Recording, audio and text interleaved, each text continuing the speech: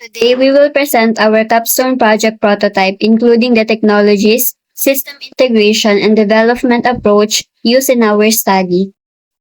For the problem statement, flood disaster are one of the common emergencies experienced in Mamburao, Occidental, Mindoro. Although the MDRRMO already conducts seminars, orientations, and distributes informational materials, these methods are mostly passive and theoretical. Many residents still lack practical disaster response experience, emergency decision-making skill, and proper knowledge on using survival kits during floods. Our study aims to solve these problems by developing an interactive mobile game that allows users to experience flood disaster situations virtually and safely. Through game-based learning, users can practice survival strategies, manage emergency supplies, make decisions under pressure, and improve disaster preparedness awareness. Prototype walkthrough. Floodrift is an offline first mobile disaster preparedness simulation game designed for Android devices. The game contains several important modules. Number 1, survival mode. Players experience flood disaster scenarios where they must survive using proper emergency response actions. Number 2, global inventory management. Players collect and manage survival items such as water, flashlight, medicines, batteries, and first aid kits. Point system. The game presents emergency situations where players must make critical decisions under pressure. Correct decisions increase survival points while wrong actions may reduce the player's health or preparedness score. Number 4, progress tracking and rewards. The game includes achievements, rewards, and performance tracking to encourage continuous learning and engagement. Number 5, assessment and feedback. After completing scenarios, the player receives feedback regarding preparedness level, decision accuracy, and survival performance.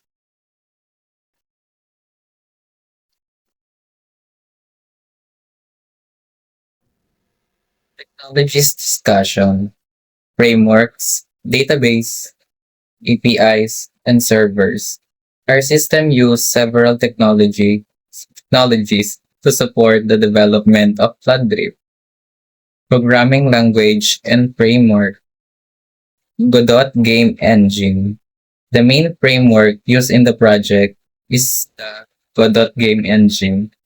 Godot is responsible for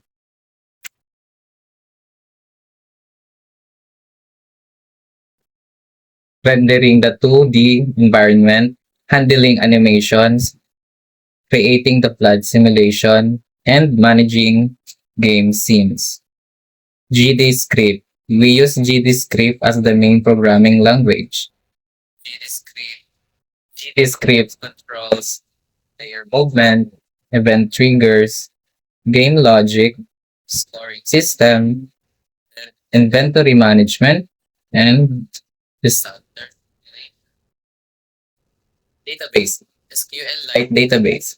Floodrift use SQLite as its local database management system. SQLite stores user profiles, progress records, achievements, assessment results, and inventory data. Because SQLite is a serverless and lightweight, it is ideal for online mobile application. APIs and external services. HTTP REST API. System HTTP REST API for synchronization between the mobile game and the MDRRMO cloud database whenever internet connectivity becomes available. This allows uploading player progress, syncing reports, and generating analytics for MDRRMO administrators. Server configuration. MDRRMO cloud server, and database. The cloud server stores synchronized player data, community analytics, and disaster preparedness reports. However, the game itself can't fully operate offline even without internet access.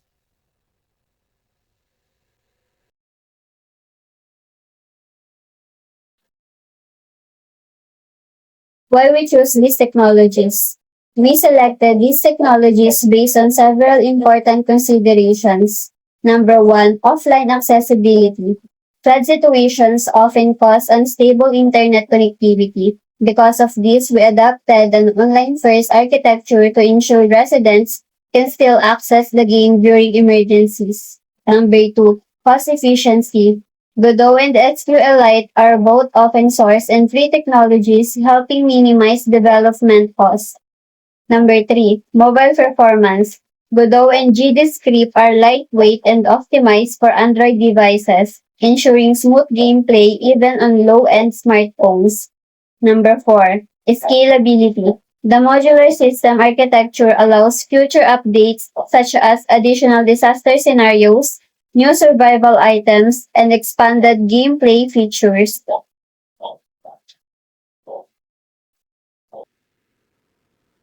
Integration discussion.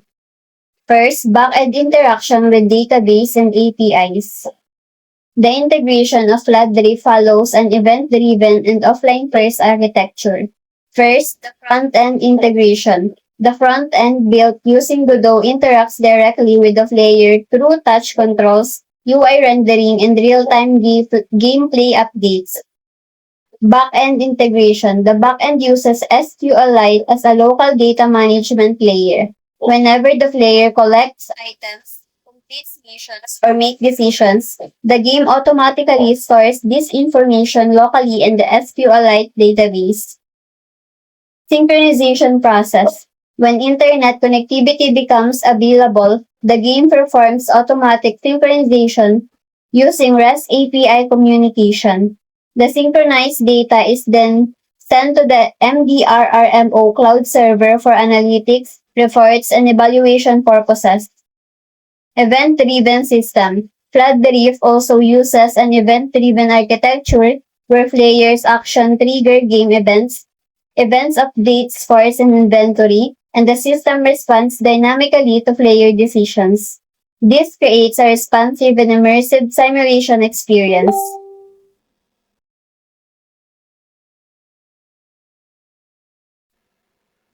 Most expensive or risky integration point. Among all integration points, the most risky and expensive component is the cloud synchronization and deployment infrastructure.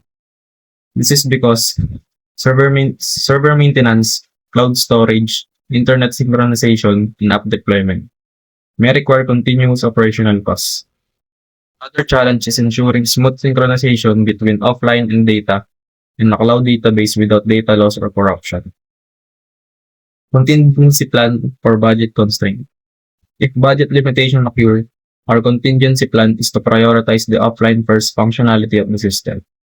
Since Floodrift can already operate completely offline using Godot, GDScript, and SQLite, the system can still function effectively even without expensive cloud servers.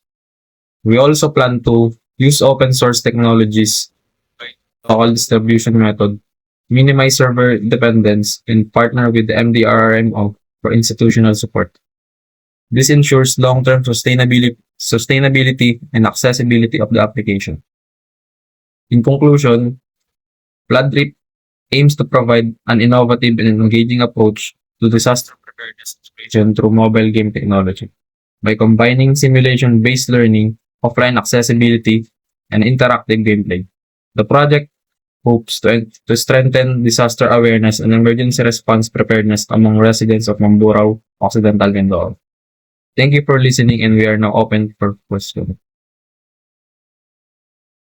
The study titled Floodrift, Development of a Mobile Game Disaster Preparedness for the Municipal Disaster Risk Reduction and Management Office in Mamburao, Occidental, Mindoro, focuses on developing an interactive mobile game that teaches users proper flood preparedness and response. The game aims to help people understand what to do before, during, and after a flood through engaging gameplay and decision-making scenarios. It is designed to support the Municipal Disaster Risk Reduction and Management Office in promoting flood awareness and preparedness among residents in Mamburao. This is the main interface of our game called Floodrift. The screen presents the overall theme of the game, which focuses on surviving and making smart decisions during a flood disaster. The background shows a flooded environment with heavy rain, submerged roads, damaged surroundings, and evacuation signs to immediately establish the disaster atmosphere of the game. At the center of the screen is the official Floodrift logo, while the player is given three main options: main menu, play, and exit. The interface uses a pixel art visual style to create a retro but immersive gameplay experience for mobile users. This screen serves as the entry point of the game where players can start their journey, access the game features, or exit the application.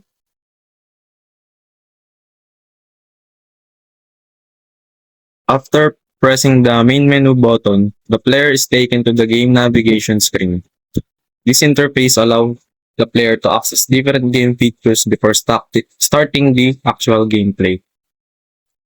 The level buttons allow players to choose or access available stages in the game. The shop features allow players to purchase or unlock useful items and rewards using collected points. Meanwhile, the inventory section stores the player's collected emergency supplies and usable items. At the top of the screen, the player can also see their profile, earn coins, and other game resources. This interface helps organize the game system while giving players a more interactive and engaging experience. Before the gameplay begins, the player is introduced to the level introduction screen. In this scene, the gameplay displays level 1, the first step, which symbolizes the beginning of the player's survival journey during the flood disaster. The dark story background, lightning effects, and flooded surroundings help to create attention and prepare the player emotionally for the challenges ahead. This level introduction also gives the player time to mentally prepare before entering the actual gameplay and decision-making scenarios. The phrase "stop anywhere" to continue allows the player to proceed into the first stage of the game, where they will begin making important survival decisions based on flood preparedness and safety awareness. In the first scene of the game, the main character is watching a weather report about incoming storms. This scene introduces the flood situation and teach players the importance of staying informed and listening to weather updates before a disaster happens.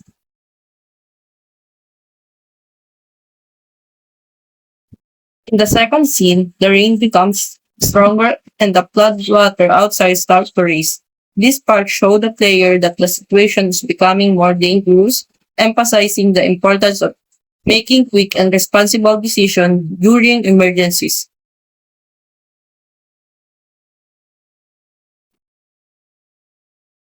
After the introduction, the game transitions into the main gameplay. This screen marks the beginning of the player's survival journey as the flood continues to worsen.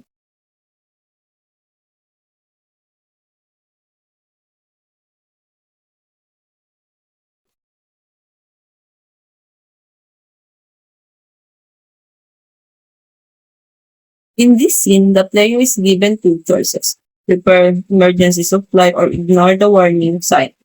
This decision-making feature was designed to teach players the importance of early preparation before a flood disaster.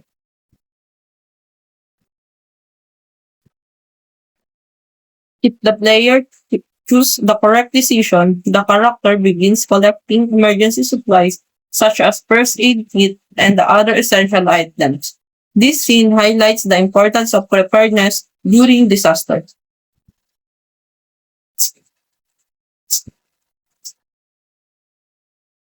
In this part of the game, the player is taught to turn off the electricity before the flood becomes born. This helps prevent electrical hazards such as electrocution and fire, which common danger during flooding. This scene shows the game's preparation system where the player can gather important survival items such as flashlight, canned goods, water, first aid kit, extra clothes, and a radio. The inventory system provides interactive gameplay and educational value.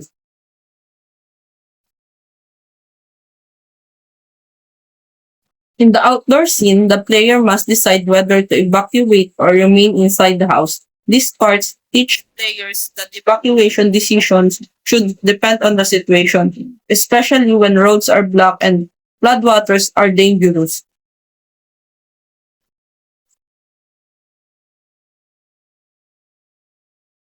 In this scene, the character eats food to maintain energy while waiting during the emergency situation. This teach players the importance of taking care of their health and conserving energy during disaster.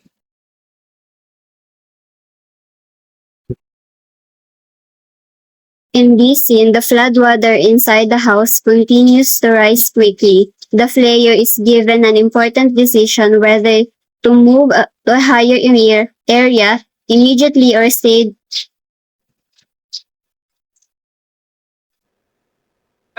downstairs and hope the flood will stop rising. This teaches players the importance of acting early during flood emergencies.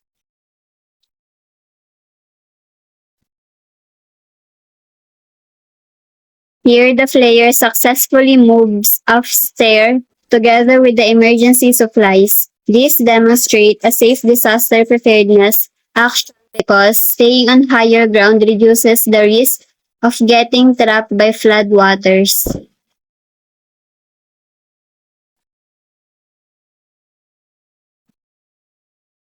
In this part of the game, strong winds and flooding cause the emergency kit to fall downstairs into the floodwater. This creates another challenge for the player and shows how dangerous conditions can suddenly become worse during disasters.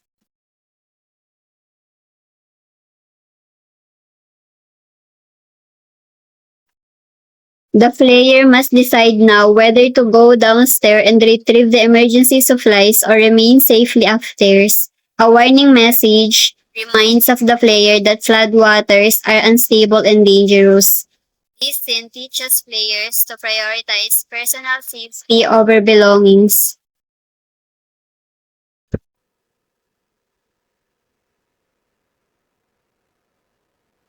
In this scene, the player chooses to stay upstairs instead of risking going into the floodwater. This demonstrates good decision making because avoiding dangerous flood currents can prevent injuries or drowning. In this scene, the player patiently waits upstairs while the flood continues below. This scene represents staying calm during emergencies and remaining in a safer location until conditions improve.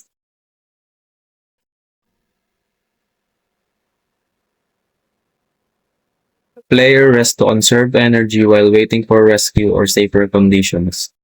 This teaches players that staying calm and preserving strength is important during long emergency situations.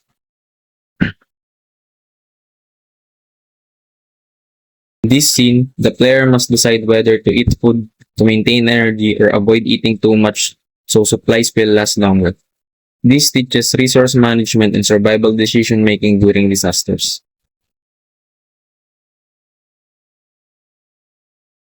Here, the player chooses to eat enough food to maintain energy and stamina. This highlights the importance of proper nutrition and staying physically prepared during emergencies. The player safely waits upstairs while monitoring the storms outside.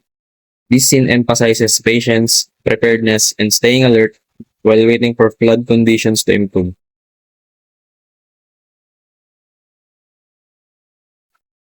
In this scene, the storm finally weakens and the floodwaters begin to calm down. This marks the end of the dangerous situations and shows the outcome of the players' good decisions throughout the game. This is the result screen shows after the player survives the flood. The game displays the player statistics such as health, stamina, and survival time, and also the coins collected and good decisions made. This rewards players for making safe and responsible choices.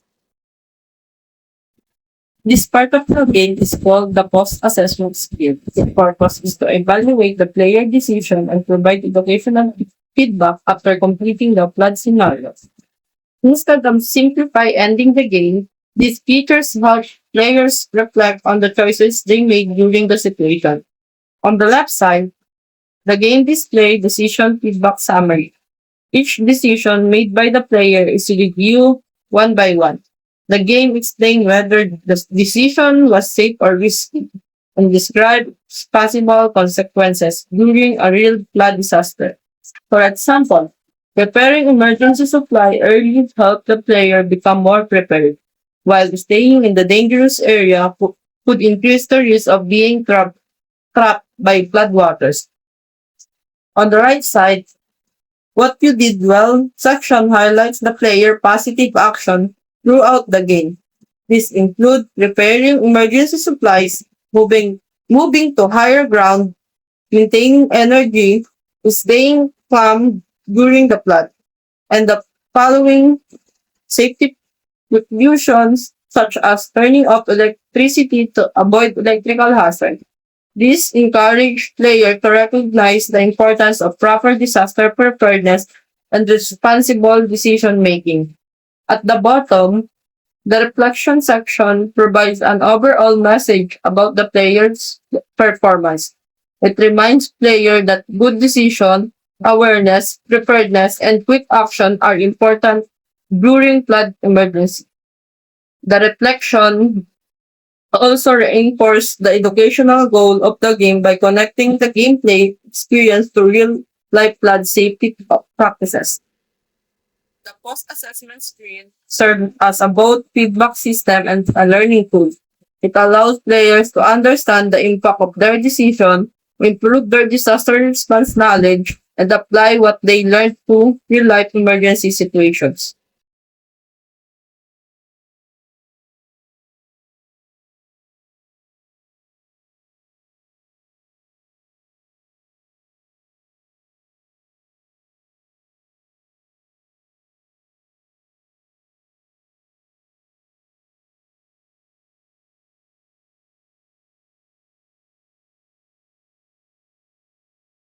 In this scene, the player is given two choices. The correct decision is to prepare emergency supplies, while the wrong decision is to ignore the situation for now.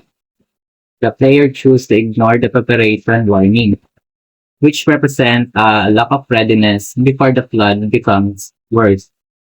This scene teaches players that delaying preparation during disasters can reduce their chance of survival. The interface also shows the character's health, stamina, and survival time, allowing players to monitor their condition throughout the game. After ignoring the warning signs, the floodwaters continue to rise inside the house. The television broadcasts emergency news about the possible flood, showing that the danger is becoming more serious. These scenes demonstrate how disaster can quickly worsen when people fail to prepare early. The environment changed visually to help the players to feel the increasing danger and urgency of the situation. At this point, the player is given another important decision. Instead of moving to higher ground immediately, the player chooses to save personal belongings first. This is wrong choice represent how people sometimes prioritize material things instead of their own safety during emergencies. The warning message at the bottom reminds the players that staying too long in dangerous areas may put their lives at risk. In this gameplay scene, the player attempts to carry important belongings while the flood waters continue to rise. Because of the extra weight and delayed movement, the character becomes slower and more vulnerable. This demonstrates one of the main lessons of the game. During disaster, prioritizing belongings instead of your safety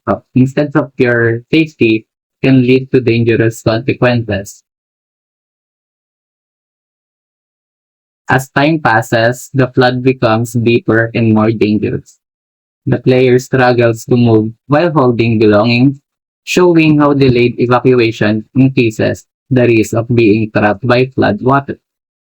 The floating objects around the environment also emphasize the severity of the flooding situations and create more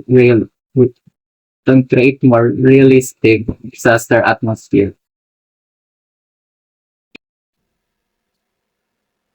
In this scene, the player is no longer able to escape safely. The floodwaters become too strong, and the character start losing control while trying to survive. This moment highlights the consequences of poor decision making during disaster. The game teaches the game teaches players that hesitation and unsafe priorities can place lives in serious danger.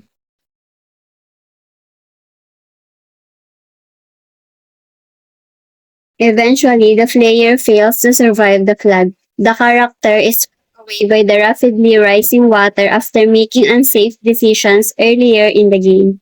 These failures is designed to emotionally impact players and help them understand the importance of preparedness, fast decision making, and prioritizing safety during flood emergencies. After the player loses, the game displays the failed ending results screen. This interface summarizes the player's performance, including points collected, survival time, good decisions, and bad decisions made throughout the gameplay. Unlike the successful ending, the player receives no survival bonus because the unsafe choices resulted in failure. This feature helps players reflect on their decisions and encourage them to improve in the next attempt.